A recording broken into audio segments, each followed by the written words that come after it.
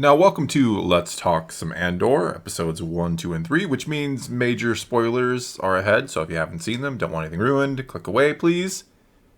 And what I'm going to do in this video, or what we're going to do in this video, is we're going to take some of the comments left on my review on the other channel, our review on this channel, and a poll I put up a few days ago, and we're just going to read them and discuss them. Kind of get a feel for what people are thinking of Andor so far. And I think we'll start with the poll, where we'll see that 29% of people said it was really good so far, 15% it was all right, and then 5% not impressed, and then 32% who are going to watch it, and 18% who have no plans on watching it.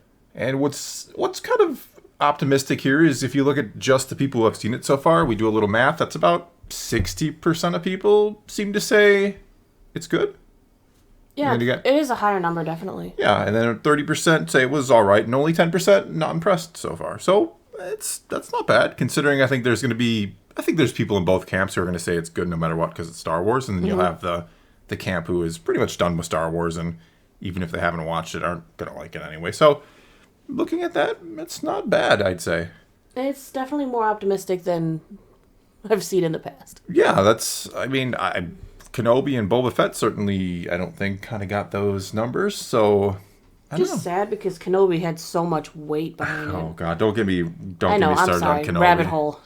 Yeah, that one is. I mean, all right, let's just move on. Let's get right to the comments instead of me rambling about Kenobi for an hour. All right, first comment comes from Jeremy Davin. Loved all the small details, like the clock person ringing the bell, the workers hanging their gloves up against the wall, all the people going about daily life, and the aliens. Also, the subtle humor, like the guy trying to collect debt from Cassian, bringing the big alien for intimidation, but the alien just standing there. This has a massively higher production value than any Disney Plus show in recent memory. The tension building up to the confrontation in episode 3 was excellent and paid off well. Yeah, I like all the little attention to detail. I thought that was much better than... I think this actually felt like they were trying to make an actual, like what people were actually living there. I felt like a lot of the times what they do is they just put like people in the background and they walk around and there's no real thought to it. Mm-hmm. Like you look at like Kenobi and even Book of Boba Fett taking place a lot of the time on Tatooine, or even when they go to the city planet. I can't remember the name of that one. Dio, yes. And you just look at the people in the background. They're not really doing much of anything. They're just kind of walking, and there's no real feeling it's not highlighting the day-to-day lives of people. Whereas this goes out of its way to be like, look at these people going to work. Look at the pride this guy has going up there and ringing that bell every day. Look at how the people react when this happens. Look how the people react when that happens. Yeah, it's showing you what everyday people in Star Wars are doing and giving you a sense of their lives under the new rules of the Empire. Yeah, I thought just the little things, I absolutely agree. Just the little things were really, really well done. You can see they put thought into it. Like I said, it's not just they hired a bunch of extras and did some sets and like, okay, you're just going to walk around and talk to each other in the background. No, they put thought into it, it looked like. And that's... Definitely, I agree with that. That makes it feel more, real than, it's amazing how much just the background, the aura of something can really make or break it for you, right? Absolutely. It makes all the difference. Yeah, the subtle little details that you might not even be consciously aware of, but they just help you feel like, this is a different planet, and this is how they go about their things. And I loved seeing all the aliens. Yes. Some people are saying... there could have been a little bit more. They could have been highlighted a little bit better, but at least they were there. Yeah, I was going to say, some people are saying could have been more aliens, and I do agree. I mean, I thought there was quite a few, but not as much as I would like. I really do want the whole... Let's see some aliens. It feels like Disney has a really hard time putting aliens in Star Wars. I don't know. Next comment is from Ray Fernandez. I refuse to give Disney Star Wars a benefit of the doubt. They need to earn every single ounce of credibility when they finally do something right for the fans. So far, so good. But of course, things can still go bad. Sure. Right, we're at the very beginning. They have plenty of episodes left that they could possibly ruin what's a promising start. Yeah, I mean, I get it more than, I don't want to say more than anybody, but as much as anybody, I understand, like, just feeling burnt and, like, come on. Like, how do you don't want to just watch one episode and be like, oh, my God, it's so amazing, and now I forgive everything. No, like, I'm still disappointed with what they did with Boba Fett and Kenobi. Like, I'm never going to get over the sequels entire. I mean, within context, right? I don't walk around my daily life around the house like, oh, I can't believe the sequels are bad. No, it's all in context, right? You know, in the context of my love for Star Wars, like that's a huge disappointment. Well, and it was very similar to the sequel trilogy. The Force Awakens showed promise. Yeah. It had the right feel, the right tone. Yeah. Yes, yeah. it was recycled, a lot of it, but it felt right, and it didn't leave a bad taste for most fans. And they moved to the next episode and just flushed everything down the toilet, so... Yeah, I think in hindsight, we look at The Force Awakens and a lot of people look more down on it than they did at the time, which it's understandable considering what happened. But I think most people after The Force Awakens were like, all right, that wasn't bad, but what do you got next? What do you do to build off that? But to set that aside, like, yeah, I mean, I'm not sitting here like, oh, Disney's great now. No, I don't really, I'm not a fan of Disney, right? I'm not a huge fan, but I love Star Wars, and I'm willing to give the creator, like Tony Gilroy, seems like he wanted to create something fresh and unique, and so far so good. And like Dave Filoni's and the Jon Favreau's, like I like a lot of the people who make the content, right? So it's this give and take. Like, not a fan of Disney, not necessarily a fan of some of the leadership at Lucasfilm, but I love Star Wars. I love what some of these creators try to do. So it's, you know, I understand. Next comment comes from There Is No Try. I'd give it a 6 out of 10. Not awful, but not great. Episode 3 was the best, so I'm hoping that's the direction they are going. Negative for me was that if you don't know Star Wars or the characters, this could have been any other show. To me, it didn't feel like Star Wars. Yeah, I get that entirely. Mm-hmm. I mean, that's both a good and a bad thing. It's really your point of view. And I've been kind of meaning to make a video about this, probably on the other channel, about, you know, what is Star Wars supposed to even be? Mm-hmm. I mean, you're going to ask 100 people, you get 100 different answers, probably. I think it'll start feeling like Star Wars when there's more Star Wars familiarity in it. Yeah. We're missing the Imperials, the Stormtroopers. We're going to get the Senate. The Senate. We're missing Imperial Senate, yes. Big things that really signal Star Wars. I'm not saying that's going to give us the Star Wars feels, because they took an entirely different approach to the material that is well known, obviously. They went entirely spy thriller, which is it's a little different territory for Star Wars. Sure. You know, to be frank with that. Yeah, I mean, for me... And again, it's perspective. It's the way you want to look at it. Like, I'm going to look at it as, I kind of find it impressive that it didn't rely so heavily on Star Wars. Like, we didn't see all these things that are in there that are like, oh, it's that, it's this, you know, all that kind of fan servicey stuff that immediately kind of tells you it's Star Wars. I'm impressed they made something that didn't try to rely on that and didn't go into the other parts of the story that they could have with the Senate and Stormtroopers and the Empire, all that good stuff.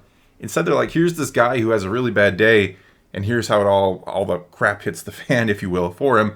And he gets, you know, sent down this path, which I think we'll see throughout the rest of the series. I'm kind of impressed that they relied on the characters and not just, okay, this is Star Wars, so... Right. I don't know. I see it both ways. So I get, you know, watching it and be like, well, this isn't maybe like Star Wars. This isn't what I want. And I totally understand not being happy about that. I'm curious if they're going to continue on with these slow burners and make... You know, every 3-episode arc has kind of slow, pick up the pace, culminate things together. We aren't going to know that for a few weeks yet, if that's how the tone is going to go. But being as it is a spy thriller, I can understand that there's going to be moments of slow.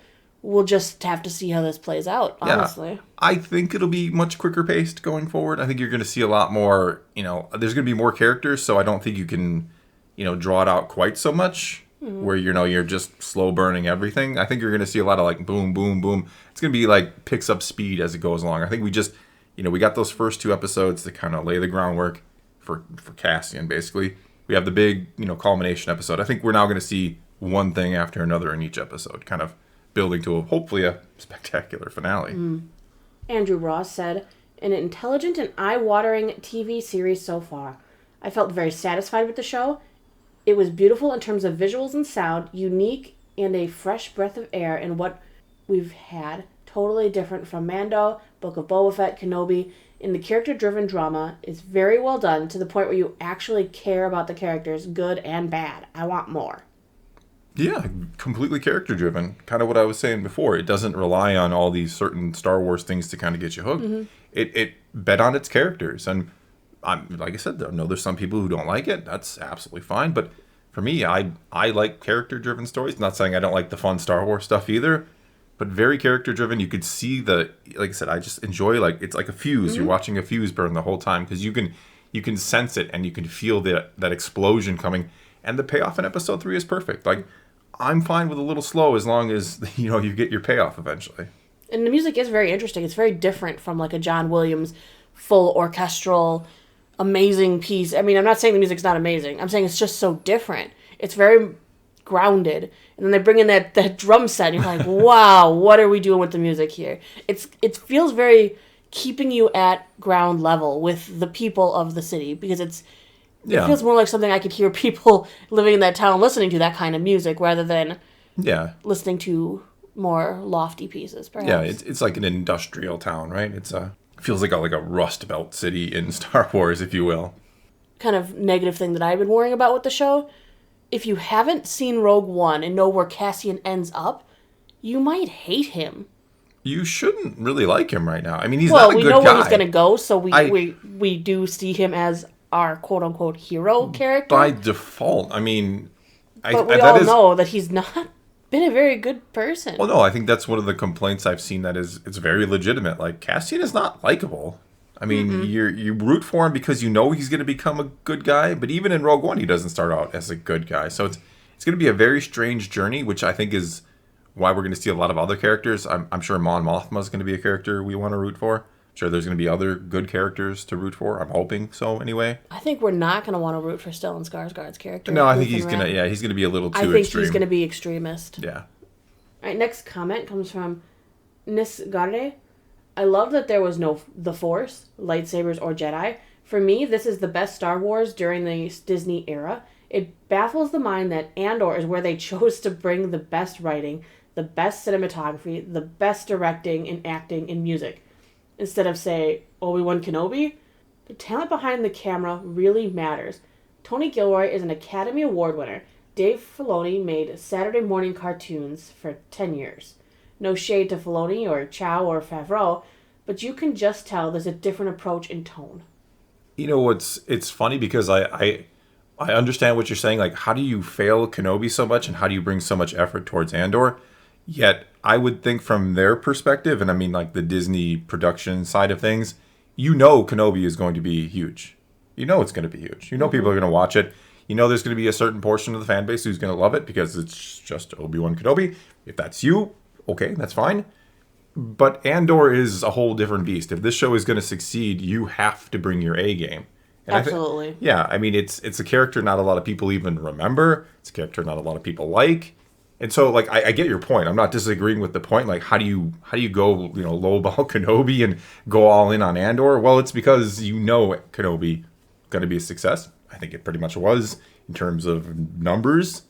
And then there's Andor, which there's going to be a lot of difficulty getting the viewers, so you put in that extra effort. That's unfortunately what I think it is. It is kind of hilarious in a way that they take out the special effects, the awe factor that is Jedi and lightsabers. And they're like, we'll give you a dedicated spy story, and people are loving it. So far. So far, yeah. So far. We'll say so far because... time. There's plenty of time to screw it up, which previous comment said, which... It's true, right? It's true. It's true. Whether you want to... I think we don't want that to happen, but... No, but... Sure, anything could go wrong with this. All right, next up we have Chair. I'm a big military history and tactics guy. I'm glad that Andor seems to have a much better idea of how military organizations operate and how combat takes place. I like how cover and positions of advantage are used. Radio protocol and relationship between enlisted, NCOs, and officers, fire and movement techniques. Then, as for the story, it seems good so far. The writing feels tight and tense, even if it's a slow burn. The acting is also really nice. It's fairly subtle, but treats the audience like adults. Yeah, I mean, I'm not a military expert by any stretch, but you do get that sense that this is real military tactics and kind of like you said, you can see the difference between the grizzled old non-commissioned sergeant and the commissioned officer and the men. You get again, as someone who's never been in the military, and thank you to everybody who has served, but that's how I would imagine it is. You have that grizzled old veteran, you have the kind of the green rookie lieutenant, and you have, the...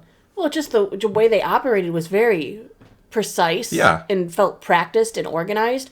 I mean, they get on the seat and they're like, here's the 3 teams. We're going to approach from different angles, different vectors. We're going to be scoping everything out on the way there.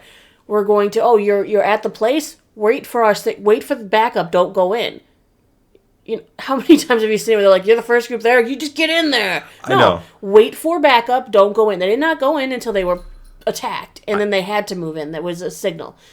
And then, they start round up a questionable citizen, some guy breaks protocol, and they immediately send him out of the battlefield. Yeah. I think they surrounded the possible escape vehicle. They were doing things that felt very right.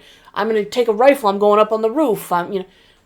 I think a lot of the times when writers who probably have never been in the military write it, and again, not that I'm an expert here, but I think they forget that the individual person wants to survive. The individual, lieutenant or, commanding officer wants to survive. He wants his men to survive the battle. Absolutely. And it's always like, you just like, you take out the individualism when you have the dumbass who runs into I'm just going to run in there, no cover, not worry about it, or I'm going to send my troop. It doesn't work that way. You mean like how in Kenobi they all stood in a line to get shot? Yes, that's exactly what I'm saying. So it's nice when you see something like this, because you understand, like, the individual soldier is going to follow a good right. commander, because they don't want to get killed. The good commander doesn't want his men to get killed. And so it's nice to see competent tactics, because they would at least try to employ them. And this could strictly be maybe from Tony Gilroy's past work. He's worked on the Bourne Identity movies. Yeah.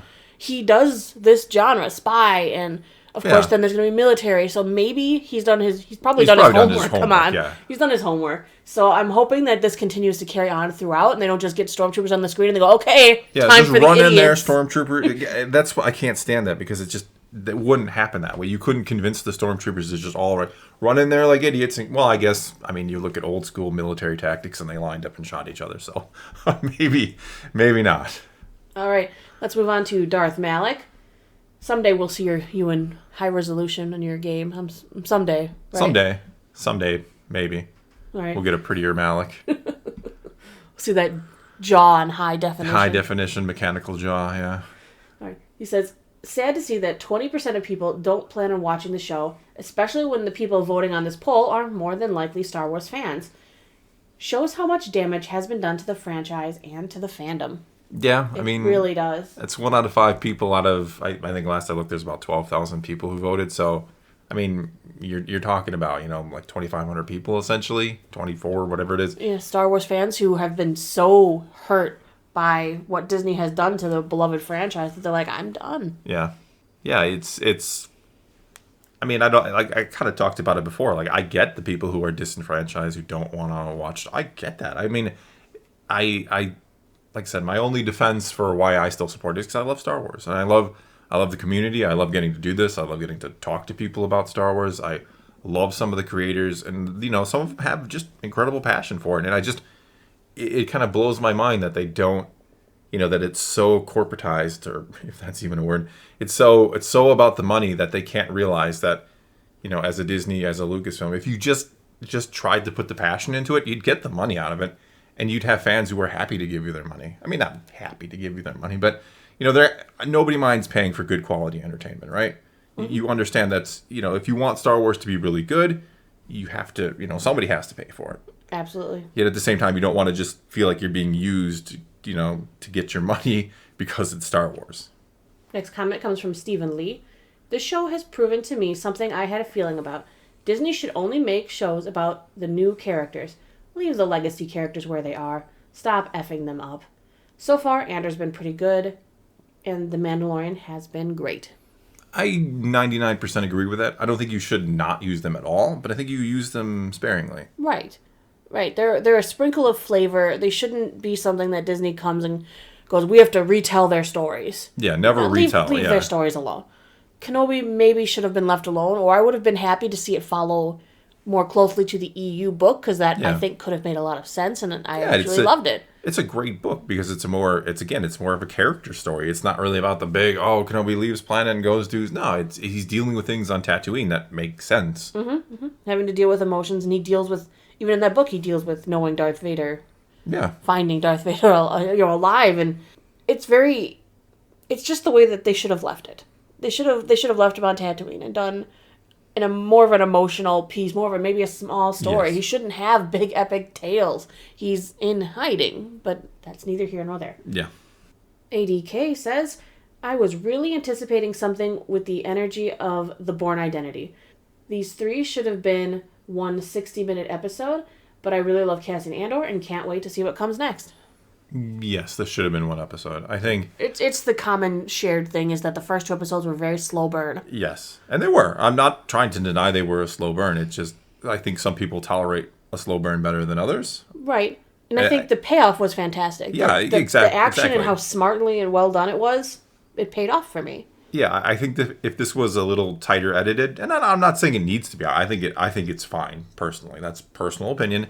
I think if you edit it a little bit, made it a 65, 70-minute one episode, which required quite a bit of editing, because I think they were all said and done probably close to 2 hours for all 3 of them. Anyway, yeah, I totally get why they did 3 episodes at once, because they do kind of feel like they should have been one long episode or one movie, really, kind of. I think if they would have released these as individually week by week, people might have gotten really harsh on it by the time we got to our payoff episode. Yeah, I think even I would have, even if I would have been like, with the first episode, like, well, I mean, I don't think it's bad, but nothing didn't happened. Do anything. Really. Yeah. Next from Istari, a great beginning to the show. It was a slow burn, and it was done as well as you could see Cassian trying to find a way out of the wall, slowly closing in around him. Then they delivered us an excellent climax. It was a completely correct decision to drop these 3 episodes together. They might just as well have made a movie out of them. I'm definitely looking forward to the next episode, and I don't think I felt this enthusiastic since The Mandalorian Season 2. Yeah, I mean, exactly what we were just saying. Yeah. I agree with you 100%. It may have been a slow burn, but the payoff was excellent. Yeah, it's great payoff. I mean, that's why, I don't, like I said, I don't mind a nice slow burn. I don't mind getting to know the characters, getting the setup, as long as you do get the payoff. And I believe I heard that our episode 4 is going to be the first reintroduction we get back to Mon Mothma. Yeah, I think I think it's going to feel a lot more like Star Wars starting in episode 4. Right. It is Star Wars. It'll start feeling like Star Wars, like I said, once we start seeing more of the things we're familiar with, I hope. Yeah, and I agree. This is probably the most Star Wars I felt since Mandalorian Season 2. Blacktrick says, it's so well done. The show gives the characters in the narrative time to breathe. Things aren't contrived. There are actual consequences to certain actions, and you can feel the stakes and tension at the appropriate moments. I wish all the episodes were available, but I'll be watching week in, week out. Yeah, I'll be right there with you. I couldn't agree more on all that again, too. It's great to see characters truly driving the story. Like, character makes a decision, consequences. Other character makes a decision, consequences for them, or maybe another character, like our boy Timmy. Well, and it's kind of funny in a way, because the show immediately offered itself an out and then refused to take it. Like, Cassian did something, he killed 2 men. One accidentally, one on purpose to try and cover up what he's done. Yep. And the show was like, well, here's the boss man. We can sweep this under the rug. I don't want trouble with the Empire because our crime rates are higher. But the show then turned around and said, nah, we're hunting him down because this was unacceptable. Yeah, because one character made a decision. Mm-hmm. And I believe Cyril Karn is going to look at this as the deaths now that have occurred on Ferrix in those troops. It's Andor's fault. This is where the obsession is really hammering in. Yeah, you can blame a military leader for incompetence on the battlefield, but I mean, in all reality, like, it starts with the murder of an officer. So that's the weird thing about the show. Like, he's not doing anything wrong. No. He's actually trying to apprehend a murderer. And, the operation to do so goes awry and more men die. Like, this is, I mean, you can say poor leadership, which I don't really think poor leadership was demonstrated during, the apprehension attempt. But, it's Andor's fault that all this is happening. James Arnold, it's good. There's obviously loads of superhero, magical-powered characters in Star Wars, but the characters in this seem like real people. A guy getting jealous, drunk, and grassing his girlfriend's friend up to the cops sounds like a real thing that could happen in real life. People are saying how it's too slow, but Cassian murdered 2 cops. It's a big deal in any other drama, and it shouldn't be put to the side for other action scenes. Having 3 episodes worth of hiding and consequence makes it seem bigger than if Han or Ezra killed 2 random stormtroopers and moved on to the next scene. Cassian will get used to killing, no doubt, but right now you get the impression that those 2 murders are a big turning point for him. Also, genuinely interested in if his sister is still alive and what happened to her. Yeah, I mean that's kind of what we were just saying. Like in a lot of shows or movies, one murder is the whole the whole plot and premise, right? And so it kind of death kind of gets swept under the rug a lot in Star Wars. Like, oh, we just shot some stormtroopers and we move on. But I mean that again, going back to what I said before, like stormtroopers they're real people under the helmet. They want to live. They have lives. They want other things to do. So it would be a big deal to kill two security officers or whatever they are. That's one reason I'm glad that they went after these security officers. You see their faces, Yeah. Unlike stormtroopers who wear the helmets, you see the faces of these people. It Yeah. makes it more personal. Yeah, and were they D-bags in the bar or brothel, whatever you want to call it? Yeah. I mean, did that mean they deserve to die? No. But they're clearly not good. So that's kind of the moral conflict of it, right? They weren't good people. They shouldn't have been hassling Cassian for no reason. One of them ends up getting killed, and then Cassian makes a arguably bad decision to essentially execute the other one to cover himself. So, but it's a strange thing because both parties are sort of in the wrong, which not saying they deserve to die, but both parties are in the wrong there. So it's a hard situation. Mm-hmm. B. Marshy 2303 says, definitely doesn't feel like traditional Star Wars, but it's a really nice change of tone for the franchise to explore the much darker, more grittier, real world of the galaxy rather than the fantastical nature of the galaxy we're used to seeing. The first 3 episodes were incredibly slow, but I loved how the show took its time to establish its characters, and it doesn't rely on the brand name to make it a compelling show like with the last 2 shows, but rather relies on great storytelling, character development, and filmmaking to create a compelling show. It might not be for everybody, but it's definitely for the benefit of the franchise going forward.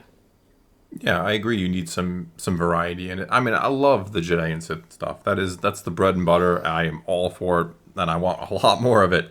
But yeah, I don't think as long as it still respects Star Wars, which I think it. I get the arguments against it that doesn't feel like it, and I was just talking about it. It's very morally gray, more so than we've ever seen out of Star Wars. But I mean, I think you do have to try some new things and introduce some new stories and keep the franchise fresh, and I think it does that. I think so too. Everything he hit on there, the storytelling, character development, filmmaking, it's all very unique to this show. Yeah.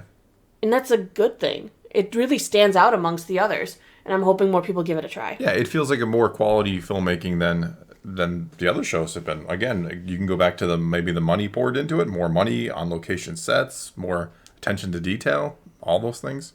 Alexander Krenensky. It was very refreshing to have an understandable, sensible antagonist who isn't comically evil and doesn't act like he's been kicked in the head by a horse. The deputy inspector is just young and driven to succeed, and his sergeant actually makes intelligent plans to spring the trap in episode 3. It feels earned when Cassian escapes. Yeah. I mean... Absolutely, that was a dedicated plan. Yeah. I mean, I like to hate... I said it already. I like to hate like Cyril Karn because he's just kind of comes off as, like oh, God, I couldn't probably deal with this person in real life. But again, tell me what he's done wrong. Nothing. He wanted to find a murderer. I mean, he disobeyed his commander. Yes, in the but context his commander of the should not have been trying military, to cover up the murder of personnel. Yes, he wanted to find a murderer. I can't fault him for that in the least. No. I mean, even going against his superior officer to do what is right. Legends and theories. I love the irony in the reviews of Andor and Rings of Power with people saying Andor is good because the show is slow and Rings of Power is bad because the show is slow. Yeah, but the difference is characters. It's always character. Like you will tolerate a lot more when you like the characters. If you don't like the characters, it doesn't matter how much action you throw into it. It doesn't matter how good the pacing is. Everything can be perfect. I mean, you may still like it for the most part, right? Everything can be perfect, but if your characters are uninteresting, if you don't care what happens to them, then you don't care what happens. Well, and there's a different slow between these 2 series. These 3 episodes, this was all Cassian character arc. Yeah, in like course of a day or two as well, yeah. Right, and it was all Cassian's character and Cyril Karn's character. And we're getting pretty much like 3 characters. Rings of Power threw like 12 characters at you. Yeah. And because they're jumping every episode between who gets to be showcased, the characterization on these people is coming so slow that, you're telling me I should care about this character, but I don't even know this character yet. Yeah. Because you've given me 5 episodes at this point, I think it is. Yeah. But you've given me what, like maybe 10 to 15 minutes of Nori in each episode? Andor's gotten He's got 3 he's got episodes. an hour Yeah. over by himself. He's been here. the focus, yeah. So it's a different kind of slow as well because of the fact that they're jumping between 4 different plot points. It's a much slower to get information to get anywhere on any of them. There's no big culmination yet for any of these. No, Andor everything's gave you still 3 just episodes going. and gave you some big Gave you payoff right revelation away. and Yeah. payoff for the wait. Yeah. I mean, I get the point. I get, if you're just going to use the generic argument, it's slow and then it's bad. I think that's a terrible argument because slow can be good. Slow can be good. Yeah, which is what we're saying about Andor. Slow, in this case, the slow is good. In the other case, the slow is bad, mainly because of the characters and payoff. You get something for your investment of time. You definitely need to elaborate when you're saying it's slow. Yes. Why there has to be more to it than just I don't like it because it's slow. Yeah, I mean, I've read books that are, 1,200 pages that are a lot of slowness, but those, the parts of the book, not that that's uninteresting, the slow parts, but like, it's a really long book, but if the payoff at the end is worth it, then it's a good book. Exactly. Yes. If you're seeing what all the slow was Yes. for. If you can look back and say, oh, look how they set that up, then that's pay. I mean, could Rings of Power theoretically, like episode 8, I think it's 8 episodes this season, be like, oh my God, mind blowing, everything's great now. In theory, yes, but We'll have to see. probability, yeah, we'll see. Star Wars news and memes. I feel how much someone enjoys this show will directly correlate with their level of patience. This is also true. Yeah, some people don't want the longer character study. Some people just find it boring, which is fine. Again, I'm not saying you have to like slow. I'm not saying you have to hate just action-packed. It's preference. Preference is it's huge. all preference. Yeah. Right. People who love a fandom will put up with something a lot longer than someone who doesn't know what the heck's going on. Yeah, which, I mean, you could make a point that in this show, like, there's a lot of people who don't know the character or maybe aren't overly familiar with Star Wars who might not like it because maybe they'll give it only 5 minutes. Like, I don't really care about the character. You might have the Star Wars fan who will watch the whole dang thing no matter what. So, again, I think it's a lot preference, but it all comes down to usually good characters. Clay Woolcock says, to put what I'm about to say in context, my wife and I went to the cinema 5 times to see Rogue One. It's my favorite Star Wars film ever. I even prefer it over The Empire Strikes Back. Don't judge me too harshly. Judged. I'm just kidding. However, Andor bores me stupid. Pathetic villains and justifiable outrage over the deaths of employees. They look like soft and weak-minded private schoolboys. Andor himself is simply a sci-fi version of a guy who strips parts off cars and tries to sell them for profit. He's not a lovable rogue like Han. He's not a sort of crook turned good like Lando. He's not a tough guy with the heart of gold like Mando. He's just there. This is what spawns the great Cassian Andor becoming who he is in Rogue One. An effective, necessary, calculating, and ruthless, competent, and street-smart operator? I don't see it yet. Hopefully, I'll, reluctantly at this stage, watch the rest and decide. At least it's not the canon-destroying abomination that Kenobi was. Yet. We'll see. I mean, I get what he's saying about Cassian he's not the good guy. And, I mean, that's an interesting thing. And I don't know that he'll ever be the good guy in the series, technically. He's going to be the guy that, does a lot of these things and becomes the kind of the street smart guy we'll eventually see. I think we're only going to see him, because we know he has his real change in Rogue One. Yeah. So I think all we're going to see here is him turning in from a kind of, I'm only out for myself, I want to survive, I'm doing what's best for me, into I'm going to believe in a cause. Yeah, I'm all and for I'll the do cause. now whatever I can do, which we know is some shady stuff. I will do all those things for a cause. Yeah.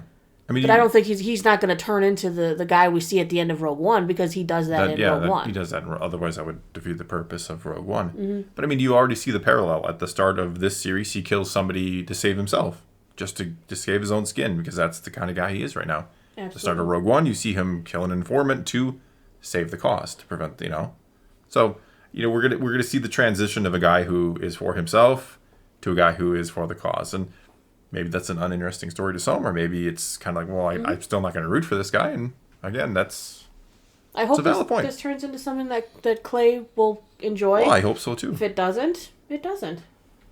All right, well, I think that's all the comments we got for you. So thanks to everybody who left comments on any of the videos or the polls or anywhere at all. But anyway, now it's your turn to tell us what you thought of what we had to say or what any of these comments had to say. So Leave your comments below. Let's talk some Star Wars. And until next time, thanks for watching.